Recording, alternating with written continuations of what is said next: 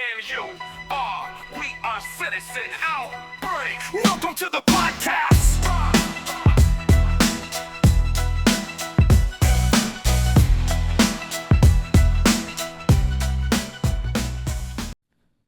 Okay, alrighty then.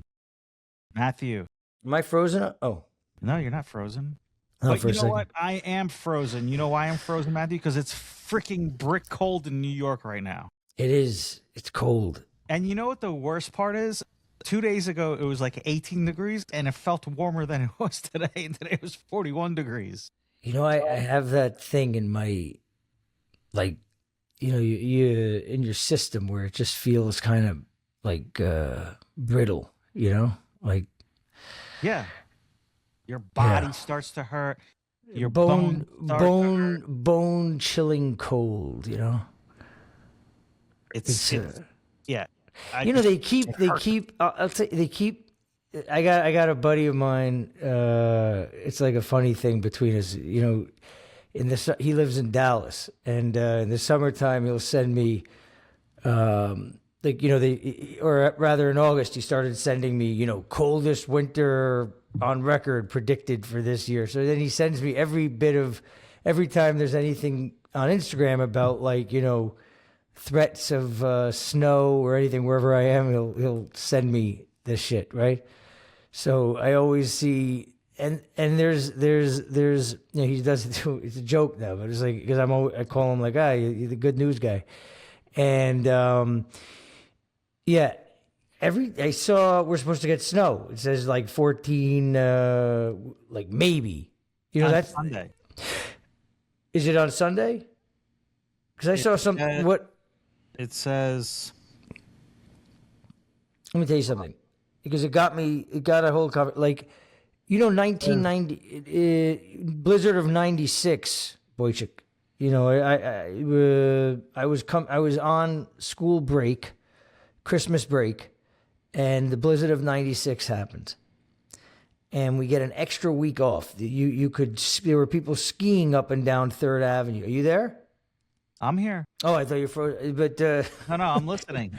no, I thought you were frozen. I get because my screen. But I'm reading. I'm looking for some stuff that's going on in the news. But I saw, but the snow. I'm saying back then you had real snow. You know, 96 we had real snow. People now you get warnings about snowstorms 2 weeks out that never materialize. They invented something called the bomb cyclone. You know, back you know, in '96 it was a snowstorm, and you know, I remember one time I like when I was in my 20s, there was a warning of a like, and they said there was going to be a terrible snowstorm, and it was going to be a snow day, and it was like I think it was like a Wednesday or something. So I went out and and then they didn't cancel anything. They kept you know, they changed the whole line about this snow stuff. It's like everything else. They warn you about shit that never develops. The first of all, okay, it says Sunday, but it doesn't say snowstorm. It just says wintry mix. Right, but I'm saying on the post I saw something about like potentially the worst snowstorm ever. You know, I don't know. They run one of those articles like once a week about the worst snow to ever come is coming. When? I don't know. They said that there was going to be snow this week that was going to be really bad. But I don't know. Didn't see anything. Let me check. I mean, nothing. I didn't see anything snow. I mean, I didn't read the New York Post, but yeah. So Thursday, now it's rain. New Brunswick does winter. What now? Thursday is now a 40% chance, and it's rain. So the Post had something about, you know, the worst snow. Anyway, it's cold. Thursday rain. Yeah. Friday morning rain. Nah, right. I don't think so. I think you know what it is. I think they keep scaring. It's gonna be the worst. It's gonna be the worst. It's gonna be the worst. It's gonna be the worst. Well, yeah.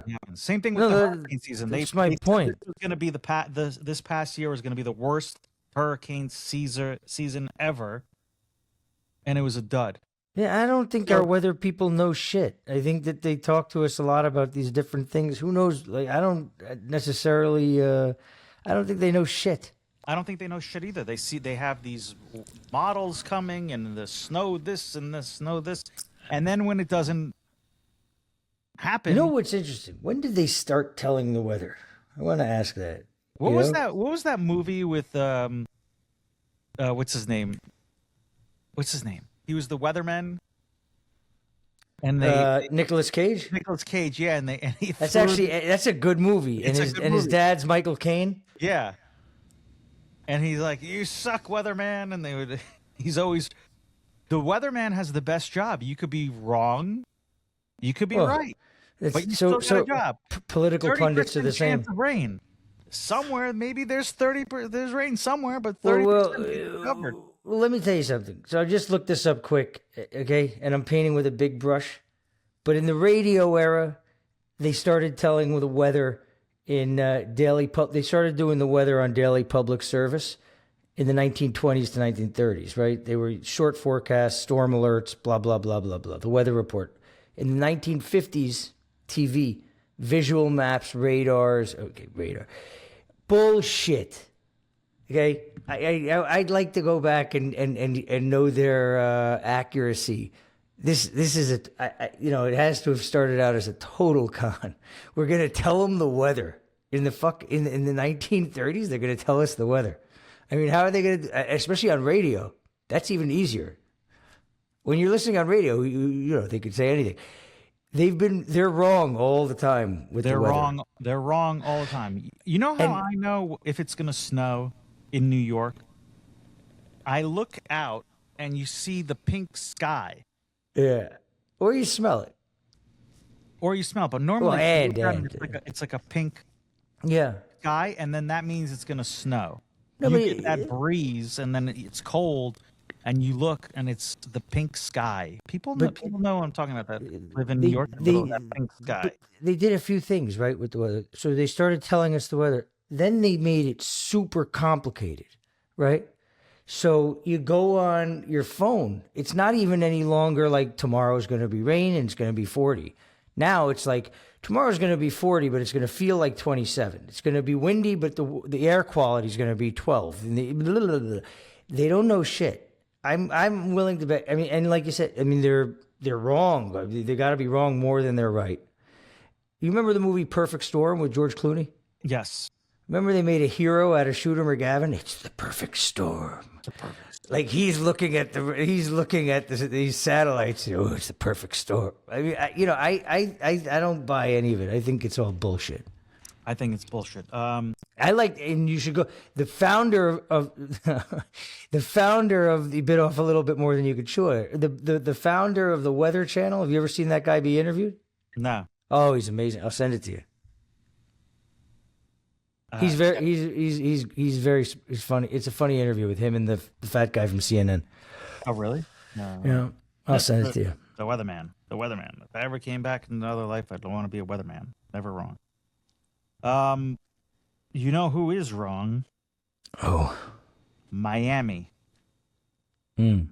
And we're talking about more downtown Miami, where Francis Suarez used to be the mayor. They just had a mayoral race, a runoff over there, Matthew. And I don't know where this country's going. I really, really don't. First, you got Zohran Mondami, Democrat socialist, winning in New York mayor, which New York is New York. And now you got another Democrat, also leaning more socialist.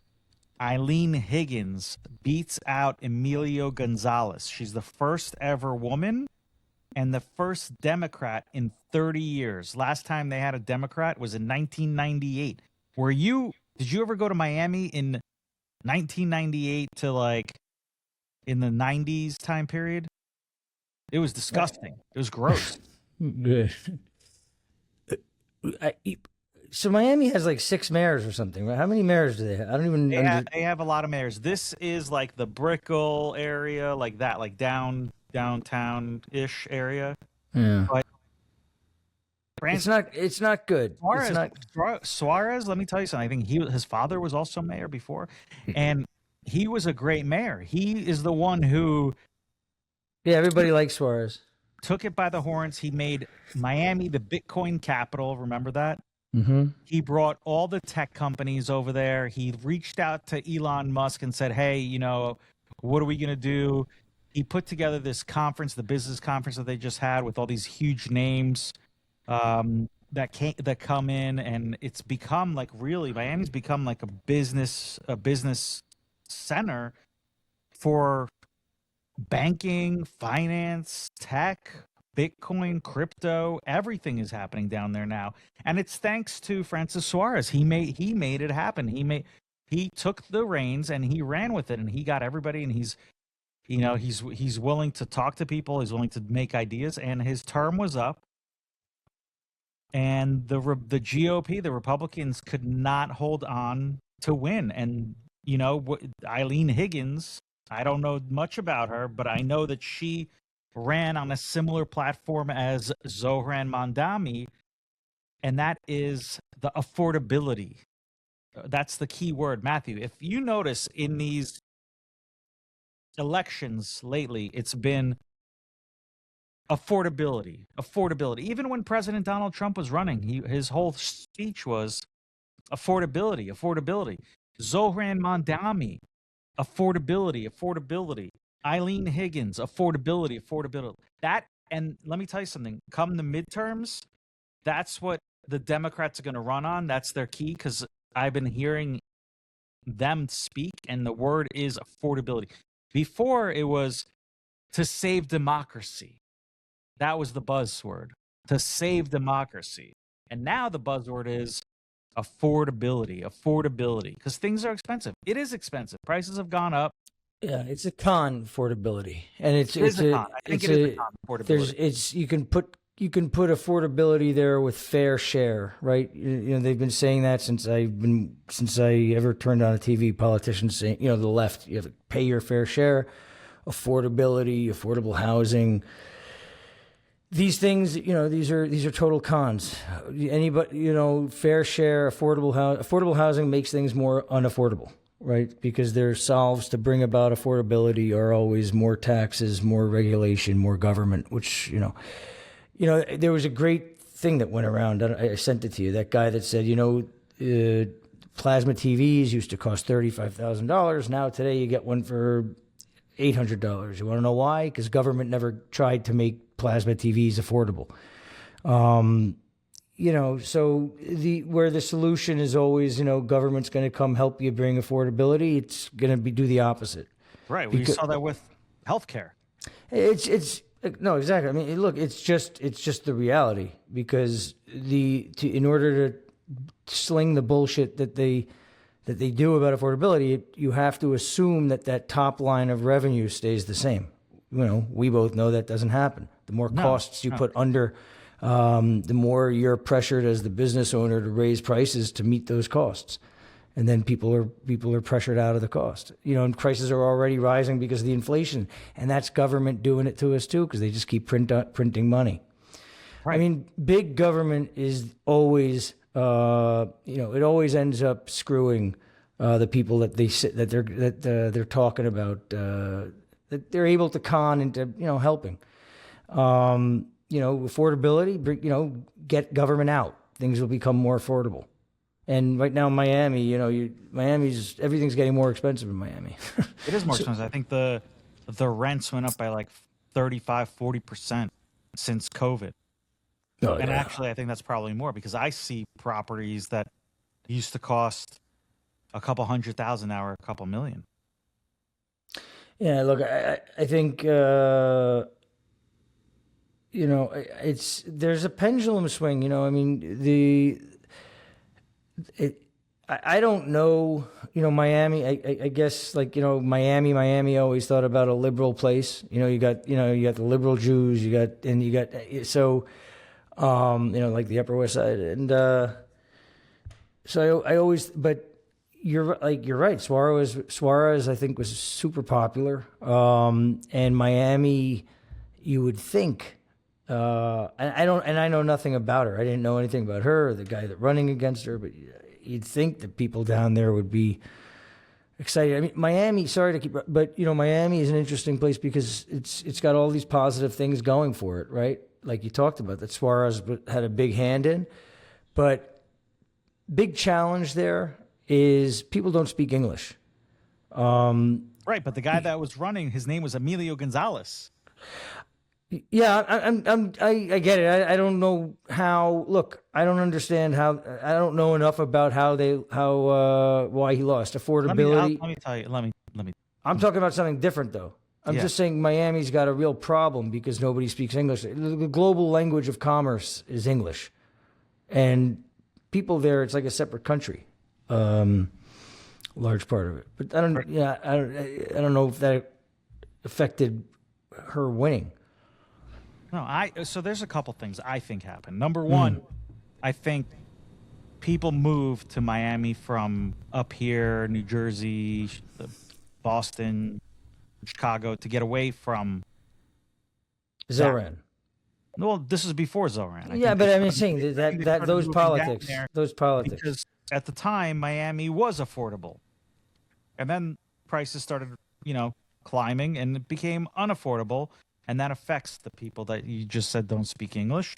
And it affected a lot of people who moved down there to get a better life from these big cities. And since those prices started coming up, the affordability has come down. So when they hear somebody saying affordability, well, I'm going to roll with her because she's going to make things affordable. And that's why President Donald Trump, I think, won, is because people thought he was going to make things affordable. I think I read somewhere that his approval rating for the economy has gone down significantly. The other thing is this guy Emilio Gonzalez. Yeah, he worked under George W. Bush, and he was running on something that Governor DeSantis is trying to do, and that's proposing to eliminate the property tax. And while that's good. Yeah, that's very good. But Matthew, yes. A lot of people oppose it. Let me explain to you why. Because the property tax is really considered a rich man's problem. Okay? Because people own property. So right. they own stuff. Mm-hmm. The people that are renting, the property tax it's not going to affect them. And you're going to say, oh, yeah, but the owner of the property won't have property. No, that's not true, because the property tax is only going to homestead properties. That means that the people that are living there, they don't have to pay property taxes. That's the caveat.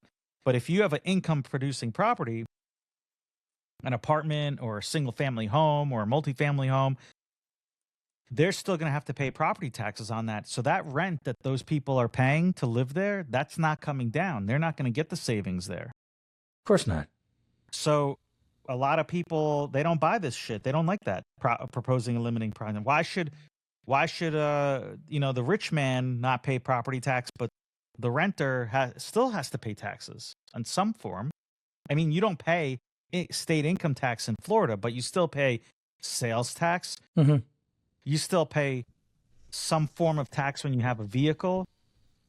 There's they get you no matter what. There's always some kind of tax everywhere. So I think that these Democrats winning is people believing that and we just talked about it, believing them. Look, I think they're not going to make things affordable. No, but I think the Republican Party sucks. I mean, they haven't done anything, to really get people excited. They're not. You got Trump wins on an agenda. Okay, whether it's 2016, 2024, he doesn't have support in Congress, and I think the past time that he's been in office, he's been sprinting around trying to get things done. But the reality is things are expensive. Inflation keeps going up, and they tell us it's not. They tell us it's amazing. My Uber last night, $142 from downtown to 70th Street. Okay. You're going to talk to me about 3%, 6% inflation. Get the hell out of here, man. Inflation is like an annual inflation of like 35%. And so It's expensive, and they're not doing anything. And it's an easy, every election when you want to talk about affordability and that's when class warfare gets hot again. Yeah. Yeah, I had this guy. I was interviewing for a new position, a security position, and this guy comes and I said, "Oh, he was working security." And I said, "Where do you work security?" He said, "I work for the MTA." He doesn't work for the MTA. He does security outsourcing third party for the MTA. And I said, "Okay, what do you do there?" He Money says, train. He's exactly the money train. He says, my job is to count how many people jump the turnstile or go through this door to evade the fare. Hopefully for him, he gets paid per person. Well, I said the same thing, but so he works an 8-hour shift 5 days a week. Yeah. He said, "How many people do you think per hour evade paying?" I mean, everybody. And I Nobody said, pays. "I don't know, 25." He goes, "Keep going." 50. No, keep going. Nobody pays. Around 70 people an hour. And that's just his spot. Yeah, nobody pays for the subway. Nobody pays. So the MTA cries, "We don't have money, we don't have money, we don't have money." I said, "What do you," to this guy, I said, "You're supposed to be security." He goes, "Yeah, but we're not allowed to stop them. We're not allowed to ask them to pay. The police aren't allowed to do anything. It's more expensive if the police do something." It's no cash bail. Cops don't want to cash police bail. that So shit. they don't want to pay. You don't want to pay. You don't have to pay. Who's going to stop you from paying? So the MTA cries, "We don't have money. We don't have money." And if you do the math, you're talking about millions and millions of dollars of lost revenue from these jumpers. Have you seen the idiotic things? Jumping in other countries. They're designing new turnstiles. No, they already have them in there. They don't work, he said. They're doing new ones. Oh, again, new ones? That's how stupid this is. They can't just think about the whole hey, maybe we make people pay. It's crazy. Yeah. The people that run this place we couldn't think about the ways, if we looked for ways to try and screw things up intentionally, we couldn't land on the ideas that they're doing. Matthew. Do you understand let me that? explain something to you. The whole jumping of the turnstile, I know how to combat it. What do you mean? I know. Of course I know how to do it. It's a simple design. You arrest people. You get rid of no cash bail. They stay in jail. No. Forget about arresting people. The turnstile is yay high. So you they already do that. Enclose it. You know, like when you go to the airport and you're about to leave the terminal and it's a huge door and then the door opens up like that? Well, why don't they, instead of improving and turnstiles, you put a door like this, you pay and it opens. You don't pay, it doesn't open. Well, that'll cost money to put those things everywhere. We could just, take no Let them cash. go for free. We could just take no cash bail off the books and then start arresting people so that they didn't want to break the law. They didn't do it during Giuliani's reign. They got arrested. There wasn't cash. People didn't jump. And now with Zohran Mandami coming in, there's going to be less police. Well, this Maybe social workers will talk to people and say, "Hey, buddy, why are you jumping over the turnstile?" No, but this is directly related. This is no cash bail. This was Andrew Cuomo that gave us this, and this is the Ukrainian girl that got stabbed and murdered in Charlotte. That's no cash bail. I mean, this is the crime that they directly, if they get arrested, they get right out. So what is the motivation to pay? What is the motivation for the cop to do anything? Nothing. So this was precise, and Giuliani stopped it because he arrested these people, and they would spend 72 hours in jail to the max. So, yeah, I get the door thing, but they keep saying we need another $1 billion to make the turnstiles higher, to put spikes on them, to have a ball drop down, a guillotine. They could just enforce the laws. I would spray them. If you want to go cheap, spray. Person jumps, they get sprayed with blue ink, pink ink. That wouldn't bother you. Smelly stuff. Smelly stuff. A picture of a cock and balls. Wow. Right on the face. So it's like the game that they have when you turn around and then it smacks you. The hand comes up and smacks you with like a pie. Yeah. Or that you put whipped cream. It's a game that they have. and it's a hand, and you get so maybe the same thing. You jump, and this big hand comes with dog shit and it slaps you in the face. I'm for all that. It's crazy to me. It's crazy. All right, The next. people that are crazy are the people that pay. I don't understand why they're paying.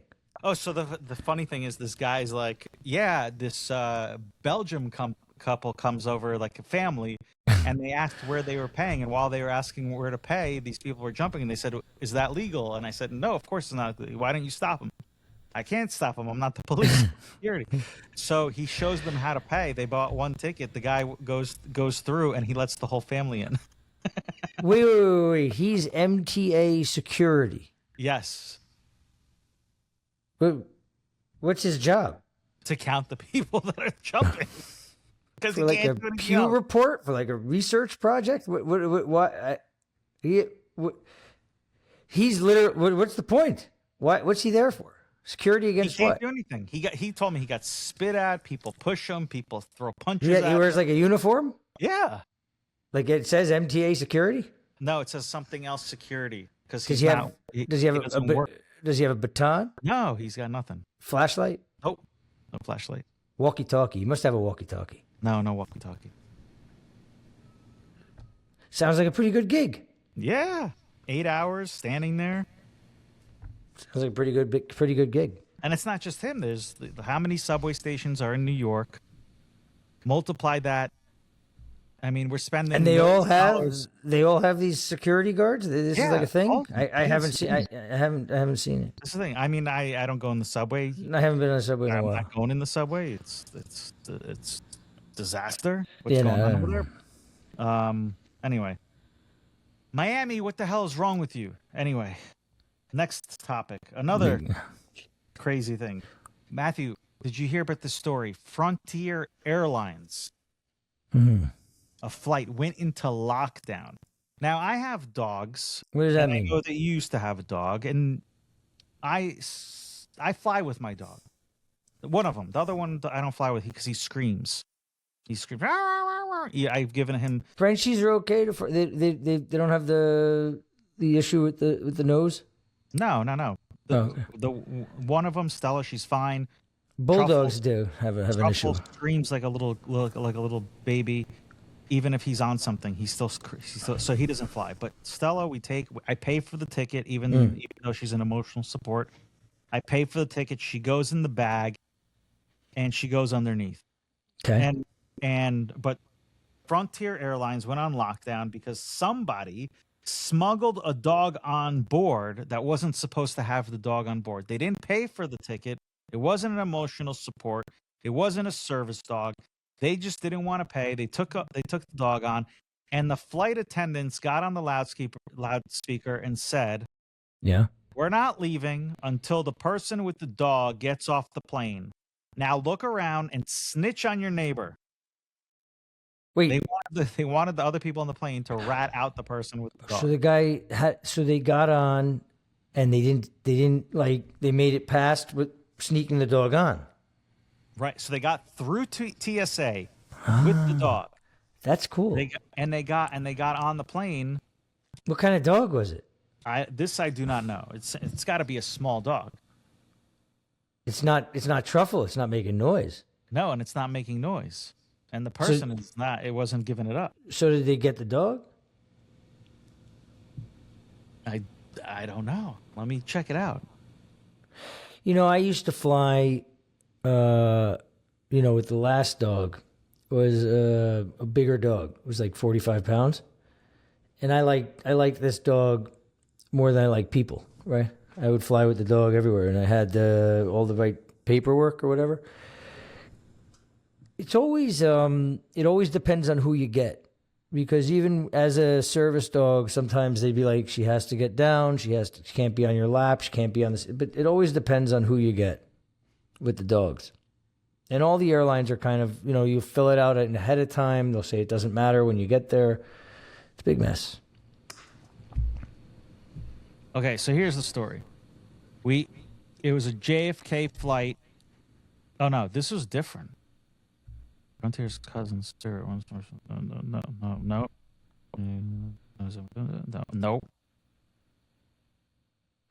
Oh, so they don't even know. They're asking people to get to them to find Wait, out is what it actually happened. is this like a live situation? This happened yesterday. Well, I like the idea of sneaking the dog on. I think that's crafty. I think that's ballsy. We're stupid. What do you mean? I see people all the time bringing their dogs on. No. But you bring the dog on, but I not see people sneaking. that they have a service animal or whatever it is, and the dog is not a service dog. Yeah, well, that was me. But I'm talking about. What do you call it? How do you sneak a dog past TSA? What do you mean? Okay, first of all, TSA is not looking at your tickets. The TSA, the first agent looks at your ticket and says, okay, they're not looking at your dog. They're not looking at anything. Okay, okay. They're not responsible for that. They're responsible for security. That's it. Okay, so I was picturing somebody walking through with like a dog in their shirt. Okay, so yeah, they just have the dog and they don't, the TSA just doesn't assumes that they're good to go. Okay. Yeah. TSA assumes they get through TSA. Now the trick becomes when that person, the flight attendant or whatever, the gate agent is taking your ticket and then scans your thing and says, okay, go. But that's easy to hide the dog. Well, how long was the plane locked down? Do you know? Was it like It was like a long time? Probably 30 minutes. So they didn't have the right ticket. It probably happens a lot, actually. Does happen a lot. A lot of these people get probably sick of waiting on hold, customer service. You get somebody at customer service. It's like a frustrating situation. They don't speak English.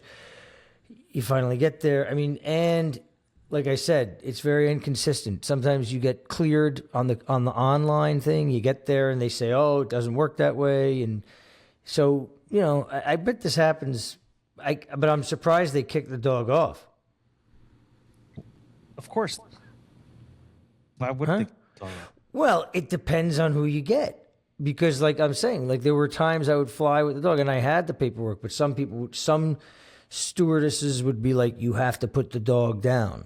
Right, but you had paperwork for a service dog. This is just a person smuggling the dog on. Right, but what I'm saying is that within my paperwork was that I was okay to have the dog on my lap.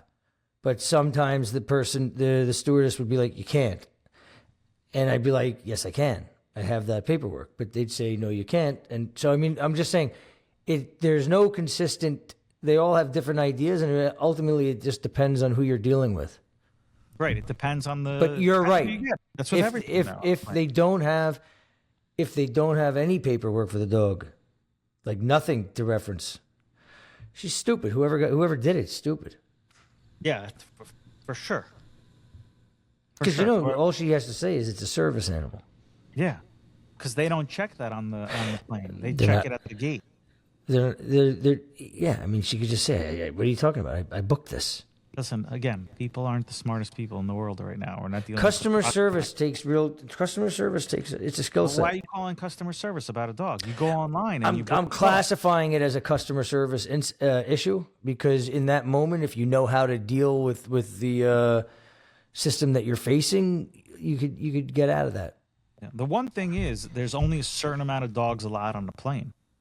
That's true. So maybe the person couldn't buy a ticket and is like, you know what? I'm just gonna try it. No. Yeah, I'm gonna make a go of it. Yeah, but yeah, to make a whole stink about it, Well, how about to have to wait for it? Anything that makes me wait, if it's something like that. Yeah, you gotta wait, and then you're like, we're waiting for this person, but they were probably already delayed, and now they're gonna be delayed. But that's what I'm saying. But now you got somebody else to blame it on. Yeah. So yeah, would you have snitched if the person was sitting next to you? No. No, I don't think I would have either. A dog? No. No. I would have been like, no, I wouldn't switch on the dog. And the way I'm envisioning it is, it's a sympathetic story. I'm assuming the best, Wojciech. I don't know, but if it was a peacock or a chicken next to you, then I'm my mother's flown a few times on the Nice flight. A few times there's been a pig. Yeah, but in the cabin. A big pig or a small pig? A pig. No, I know. Was she big or small? Not like a little piglet. It was walking up and down the. There's a pig that lives in Palm Beach. She's famous. Her name is Mona Lisa. Really? Yeah, she's famous, and everybody, like, if you know who she is, she's been there for years, and Is she she walks cute? up and down Worth Avenue. She's a pig, a big pig, not a little pig, and everybody know who she is. But if She's a you big pig. don't- yeah, pretty big pig. But if you don't know who she is, you're like, oh my God, there's a pig, walking on Worth Avenue. That's cool. Yeah, next time you come up, I'll take you to see her. You know those pigs? They're in the Bahamas. Yeah, Okay, so I went right to go and like I was close to it, so I went over there. It smells disgusting. I didn't understand it for a second. but those They are were, different pigs. I don't know, a big pig. Yeah, I saw. You know, it's like an I influencer saw a thing. pig today, but that was a different type of pig. Anyway, let's go on to our next topic. The Yeah. Rocky movie, Matthew. I know nothing about it. This is the first time I'm This is hearing about this it. is very exciting. Is it a new Rocky movie, or is it a No. movie about Sylvester No. Stallone making Rocky? So that's what it's about, and I'll tell you some cool stuff about it. I just want to see one thing just to make sure. But it's a great story. So you know the story about him making Rocky? Yes, I do. I mean, it's awesome, right? So, yeah, November 21st, 1976, Rocky premiered in New York City. So it's next Thanksgiving. It's going to be 50 years, and they're gonna make premiere this movie, and it's a movie about the making of Rocky. It's like, you know, The Offer, that show. Did you ever watch The Offer? The Offer was a great TV show. Right. The guy that played Al Pacino is playing Stallone, and supposedly he's great. And the kid who played Al Pacino in The Offer. yeah, Yeah, he was pretty good. well, no, he was. He kind of. he- I saw stills like buddy of mine is involved in the movie, and he showed me stills. He's like, guess which one? I mean, it's.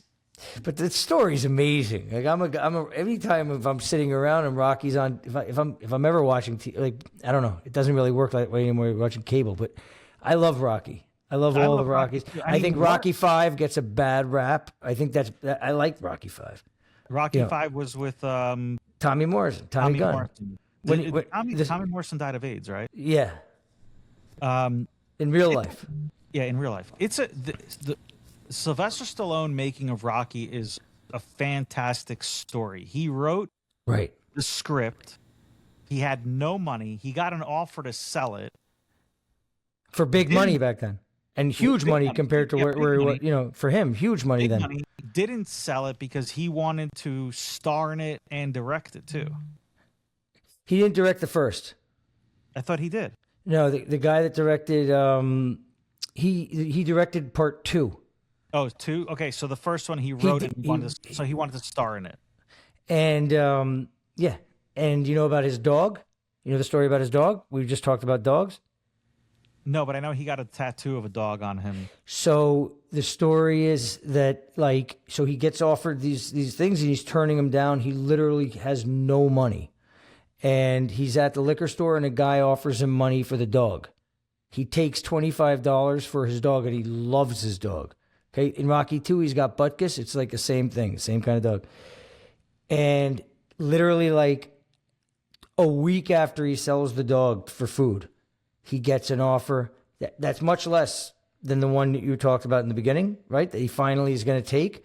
And of course, the news gets out in the neighborhood. So what does he do? He goes back to the liquor store to get his dog. He waits around for the guy that he sold it to, who shows back up. But now that guy knows that Stallone is, you know, just hit it big. I think he paid something like 20 grand, 25 grand for the dog that he sold. Come on, Yeah. that's crazy. So when Yeah. I would rather have them made a series, not a movie. Yeah, I get what you're saying. I would have loved that. Would have been great. But I didn't like The Offer, where you're tuning in and you're watching it. Yeah, no, I agree. I was hoping it was a series too. When I figured it was the guy, when they found out it was the guy that played, which I thought it was, but it's a movie, so they're gonna. I think it's on Amazon. I forget who's releasing it, but it's in theaters and on it's in theaters. They're doing a theatrical release. It's 50 years since Rocky came out. That's great. And I'll just really quickly tell another cool thing about the Rocky thing because I saw it like last week. Quentin Tarantino gave an interview about the Rockies. His favorite one, he loved Rocky 2, right? And he said he thought Rocky 2 got a bad rap. He said, and if Rocky 2 is the most personal for Stallone because in real life, Rocky goes through this that we just talked about. Then Rocky comes out and Stallone is the champ. He's like the biggest movie star. He goes to the Oscars. He's on there, blah, blah, blah, blah, blah. He goes and he makes other movies that don't do well, either, critically or box office. And finally, he comes back to make Rocky 2, which he does direct, write, star in. And Tarantino's point was it's directly mirroring what was really happening in his life because if he doesn't hit that, like when he goes back to fight Creed in Part 2, Stallone's probably done. And it was the biggest box office hit of the year and, blah, blah, blah. And now 50 years later, we're watching this. I don't know. I like that story. I'm pumped. I want to see that. Everything Rocky, I like. That's great. Yeah. So Stallone. Have you watched Tulsa King? His show on right now? I couldn't get into Tulsa King so much, but I watched his documentary. I like that. I like Tulsa King. Tulsa King's good. I'm still watching it. Speaking of next topic. John Cena, actor and WWE superstar, is having his final match this Saturday on Saturday night's main event in Washington, D.C. Big deal? It's a big deal. John Cena, he debuted on SmackDown in 2002. It was a big thing. He got called out and he didn't get called out. He took the opportunity, ran out, and it was against Kurt Angle, Olympic champion Kurt Angle, WWE multi-champion Kurt Angle, and that was his debut. He got in the ring. He got in the face. He said his big line, "Ruthless aggression," and then smacked him in the face. They wrestled. Cena lost, but that's how Cena started. And the first couple of years for Cena were not that great because his gimmick wasn't that great.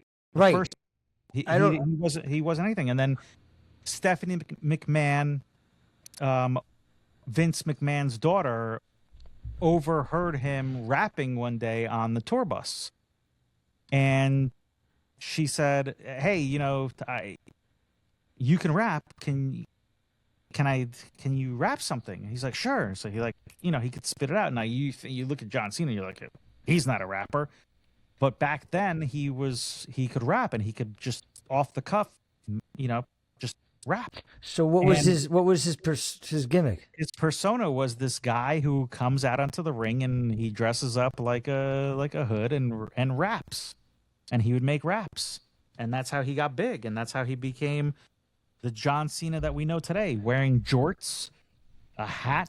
He was right after. You can't see me. What was his line?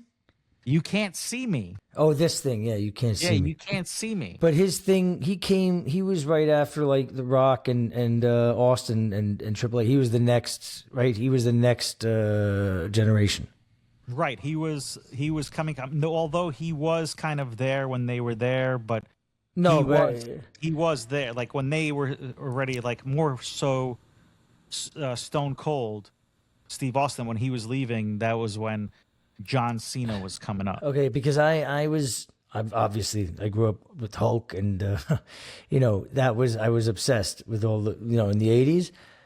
And then I left it, and then when Stone Cold came back, I loved it. I watched it again, and then after that, so I didn't really know Cena so much.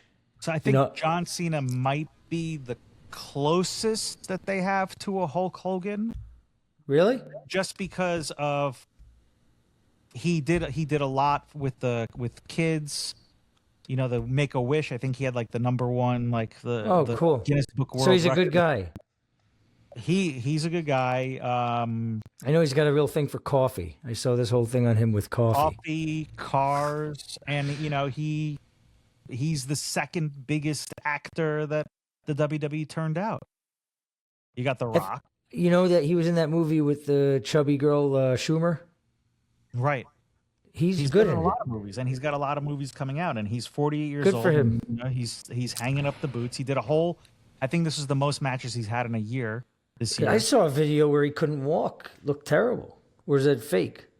I think that was fake. He walks fine. He's running. He's jumping around that ring. He's doing Oh, great. okay, good. Because I saw. Saturday is his last match. He's wrestling against Gunta. I don't know. I don't really. It's a young guy. He's coming up. Very good, very talented guy. I believe he's from either Germany or Austria. I think Austria. Is he's got a Ricky? Who's the champ right now? The champ is CM Punk and Cody Rhodes. Cody Rhodes. What do you mean and? Because they have two champions. So they have one on the Raw brand and one on the SmackDown brand. So there's two champions. There's not- One is a Universal champ, and the other one is a heavyweight champ. I think Cody Rhodes holds the most weight. John Cena beat Cody Rhodes to win the championship this year, giving himself the 17th championship, the most championships in WWE history. And is The Rock still showing up? The Rock he showed up to help John Cena, and then that was it. So he'll And probably then- show up this week. Maybe they're saying that President Donald Trump is going to be there at Saturday Night Main Event. Oh, nice. I think they're going to have a lot of people coming to Saturday Night Main Event. I think this might be one of those events where there's a ton of celebrities, a ton of people there. You know, President Donald Trump, he did a lot of things to WWE. Is WWE still doing well? Do you know? As far as stock, No, well, no, just do people still like it? Still draws big crowds. yeah, still, I think they still draw a lot of people, big crowds. I mean, this ticket is impossible to get in Washington D.C. because When he came here, I think it was a couple weeks ago for Monday Night Raw. It was the last John Cena appearance at Monday Night Raw. I was thinking, it'd be kind of cool to go to Madison Square Garden, last John Cena appearance. It's a thing, and like shitty seats were expensive. I like that. I'm not shying away from paying for something if it's really good, but I was like, you know what, this is not worth it. No, I like that WWE is doing well. I mean, I love the W, but it's funny because nowadays there's with MMA, with the UFC, there's real. You'd think there's real competition, right? Well, the UFC, they're partners now. I get it, but it's like kids today love that. That's doing off the charts. I'm happy that the WWE has like a real still place. Like it's it's Rocky and it's Hulk. It's Rocky and it's Hulk. And it's I think it's John Cena. It's like, wow. Although he didn't carry that weight with me. For me, like I had a thing like a moment with Stone Cold. Like I love Stone Cold. A lot of the younger kids like John Cena. Again, I didn't grow up watching John Cena, and I would catch watching him once in a while when I would tune in and watch. But he's a. No, I get it. I just don't. Probably the second biggest star to Hulk Hogan that they've had, and what does that mean? Second biggest star. Well, he's got the catchy merchandise, the loud colors like Hogan did. Hogan had the red and the yellow. I thought he wore jean shorts. He wears jean shorts, but his shirts are all like, he's got hats, shirts, he's got armbands, he's got a towel that he comes out with. And it sells, and he sells a lot of stuff, and the kids love him, and he's got the catchphrase, "You can't see me." Can't see me, and he's got a patented, I think it's a 5-knuckle shuffle move that he does. What's 5-knuckle shuffle? What is that? He like stops. What do you think is the best finisher of all time? the best finisher of all time. It's tough. Like one that I'm like, oh my god, or like the I one mean, that I'm what like, do you think? What do you think? What's the best or the top two? or my favorite finisher? Yeah, just your favorite. Yeah. I don't know. I really, as a wrestling fan, you know, growing up, I liked Bret Hart's the sharpshooter. Really, I really like that. But then Rudy, you're technical. it's a technical move. But as far as like one that like wipes you out, I mean, Brock Lesnar has the F5. Oh, I don't even know what's the F5. He I don't know his finisher. Spins you around and throws you down on the ground. It's a real. I am partial to the. There are two things. One, first of all, the stunner to me is the best because when he would do the stunner, you know, that was a climactic thing. I thought that was great. That and Hulk when he would be getting hit and he'd start looking and he'd step up and then like, you know, like that, like those are two crazy like things to emotion. So I think just pure finishing move, I think for me, the stunner. Okay, so John Cena's finishing move is called the Attitude Adjustment. That's a good move. And that's a good name. Similar to the F5. What's the Undertaker's one again? He grabs the throat, but what's it called? Like the Tombstone Pile Driver. Oh, his was the Tombstone Pile Driver. Yeah. Rest in peace. All right. We've been here for about an hour. All right, Boychik. Yeah, I think you got to run. But we actually have good topics for next week, which and we might do a guest or two next week. Dun, dun, dun, dun. My man. All right. Please go to citizenoutbreak.com for the game. It's a great stocking stuffer. It's a great Hanukkah present. And if you're lucky, you'll get it for Kwanzaa. That's right, or Festivus. Tell your friends about our podcast. We could be on iTunes podcast, Spotify, and you could see our good-looking mugs on YouTube. That's right. As well as TikTok and TikTok. Instagram. That's right. Go and like everything. Engage. Go and like everything. Make some comments. Don't be a massy. Don't be a massy. And don't be a massy. All right. We will see you soon. Thank you for tuning in. Matthew, you have a good night. You too, brother. See you later.